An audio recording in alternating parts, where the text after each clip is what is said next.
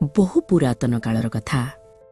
କୁଶସ୍ଥଳୀର ଶକ୍ତିଶାଳୀ ରାଜା କକୁଦ୍ମି ନିଜର ଏକମାତ୍ର କନ୍ୟା ରେବତୀଙ୍କୁ ବହୁତ ଭଲ ପାଉଥିଲେ।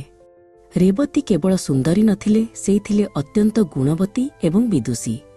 ରାଜା ଚାହୁଁଥିଲେ ଯେ ତାଙ୍କ ଝିଅ ପାଇଁ ଏପରି ଜଣେ ବର ମିଳୁ ଯିଏ ସବୁ ଗୁଣରେ ଶ୍ରେଷ୍ଠ ହୋଇଥିବେ। କିନ୍ତୁ ପୃଥିବୀର କୌଣସି ରାଜକୁମାର ତାଙ୍କୁ ରେବତୀଙ୍କ ପାଇଁ ଯୋଗ୍ୟ ମନେ ହେଉନଥିଲେ। ଦିନ ପରେ ଦିନ ବିତିଗଲା, କିନ୍ତୁ ରେବତୀଙ୍କ ପାଇଁ ଉପଯୁକ୍ତ ବରଟିଏ ମିଳିଲା ନାହିଁ। ରାଜା କକୁଦ୍ମି ଚିନ୍ତାରେ ପଡ଼ିଗଲେ।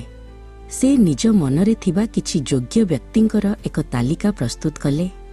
ଶେଷରେ ସେ ସ୍ଥିର କଲେ ଯେ ସେ ସୃଷ୍ଟିକର୍ତ୍ତା ବ୍ରହ୍ମାଙ୍କ ପାଖକୁ ଯିବେ ଏବଂ ତାଙ୍କୁ ହିଁ ପଚାରିବେ ଯେ ରେବତୀଙ୍କ ପାଇଁ ସବୁଠାରୁ ଭଲ ଜୀବନସାଥୀ କିଏ ହେବେ। ରାଜା କକୁଦ୍ମି ଏବଂ ରେବତୀ ଏକ ଦିବ୍ୟ ବିମାନରେ ବସି ବ୍ରହ୍ମଲୋକ ଅଭିମୁଖେ ଯାତ୍ରା କଲେ। ଏହି ଯାତ୍ରା ଥିଲା ଅଦ୍ଭୁତ। ସେମାନେ ମେଘମାଳା, ନକ୍ଷତ୍ର ଏବଂ ଅନ୍ତରୀକ୍ଷର ସୀମା ଅତିକ୍ରମ କରି ଧୀରେ ଧୀରେ ସେହି ପବିତ୍ର ସ୍ଥାନରେ ପହଞ୍ଚିଲେ ଯେଉଁଠାରେ ସମୟର ଗତି ପୃଥିବୀଠାରୁ ସମ୍ପୂର୍ଣ୍ଣ ଅଲଗା ଥିଲା। ବ୍ରହ୍ମଲୋକରେ ପହଞ୍ଚି ରେବତୀ ସେଠାକାର ଶାନ୍ତି ଏବଂ ଦିବ୍ୟତା ଦେଖି ଆଶ୍ଚର୍ଯ୍ୟ ହୋଇଗଲେ। ଚାରିଆଡ଼େ ଏକ ଅପୂର୍ବ ଆଲୋକ ଖେଳି ବୁଲୁଥିଲା। ସେମାନେ ଯେତେବେଳେ ବ୍ରହ୍ମାଙ୍କ ଦରବାରରେ ପହଞ୍ଚିଲେ ସେତେବେଳେ ଜଣେ ଗନ୍ଧର୍ବ ବହୁତ ସୁନ୍ଦର ସଙ୍ଗୀତ ଗାନ କରୁଥିଲେ। ବ୍ରହ୍ମା ସେହି ସଙ୍ଗୀତ ଶୁଣିବାରେ ମଗ୍ନ ଥିଲେ। ଭଗବାନ ବ୍ରହ୍ମା ସଙ୍ଗୀତରେ ଏତେ ବିଭୋର ଥିଲେ ଯେ ରାଜା କକୁଦ୍ମିଙ୍କୁ ଅପେକ୍ଷା କରିବାକୁ ପଡ଼ିଲା। ବ୍ରହ୍ମା ନିଜର ଚାରି ମୁହଁରେ ଶାନ୍ତିର ସହ ସ୍ମିତହାସ୍ୟ ଦେଇ ସେହି ଦିବ୍ୟ ସ୍ୱରକୁ ଉପଭୋଗ କରୁଥିଲେ।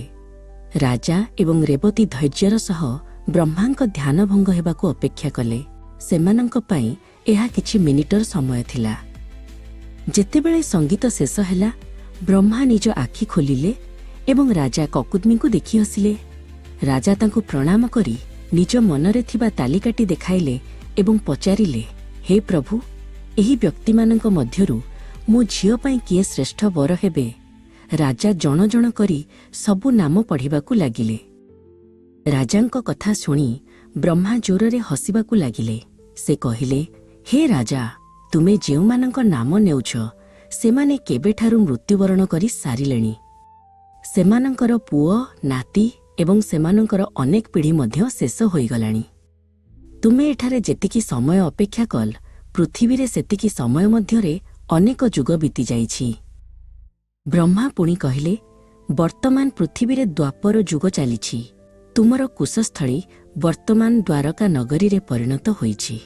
ସେଠାରେ ଭଗବାନ ବିଷ୍ଣୁ କୃଷ୍ଣ ରୂପରେ ଜନ୍ମ ନେଇଛନ୍ତି। ତାଙ୍କର ବଡ଼ ଭାଇ ବଳରାମ ହିଁ ରେବତୀଙ୍କ ପାଇଁ ସବୁଠାରୁ ଉପଯୁକ୍ତ ବର।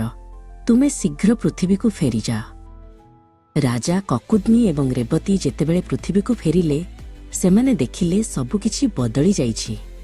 ଗଛଲତା, ପଶୁପକ୍ଷୀ ଏବଂ ମଣିଷମାନଙ୍କର ଆକାର ପୂର୍ବ ଅପେକ୍ଷା ବହୁତ ଛୋଟ ହୋଇଯାଇଛି। ସେମାନଙ୍କର ନିଜ ପ୍ରାସାଦ ବଦଳରେ ସେଠାରେ ଏକ ନୂତନ ସୁନ୍ଦର ନଗରୀ ଦ୍ୱାରକା ଗଢ଼ି ଉଠିଛି। ରାଜା ନିଜକୁ ଜଣେ ଅଜଣା ଦୁନିଆରେ ପାଇଲେ। ଶେଷରେ ରାଜା କକୁଦ୍ମି ବଳରାମଙ୍କୁ ଭେଟିଲେ। ବଳରାମ ଦେଖିବାକୁ ଅତ୍ୟନ୍ତ ବୀର ଏବଂ ଶକ୍ତିଶାଳୀ ଥିଲେ। ରେବତୀ ବହୁତ ଡେଙ୍ଗା ଥିବାରୁ ବଳରାମ ନିଜର ହଳ, ଲଙ୍ଗଳ ସାହାଯ୍ୟରେ ତାଙ୍କୁ ସ୍ପର୍ଶ କରି ତାଙ୍କର ଉଚ୍ଚତାକୁ ସେହି ଯୁଗର ମଣିଷଙ୍କ ସମାନ କରିଦେଲେ। ଏହାପରେ ବଡ଼ ଧୁମଧାମରେ ବଳରାମ ଏବଂ ରେବତୀଙ୍କର ବିବାହ ସମ୍ପନ୍ନ ହେଲା। ରାଜା କକୁଦ୍ମି ବୁଝିଲେ ଯେ ସମୟ ହେଉଛି ସବୁଠାରୁ ବଳବାନ।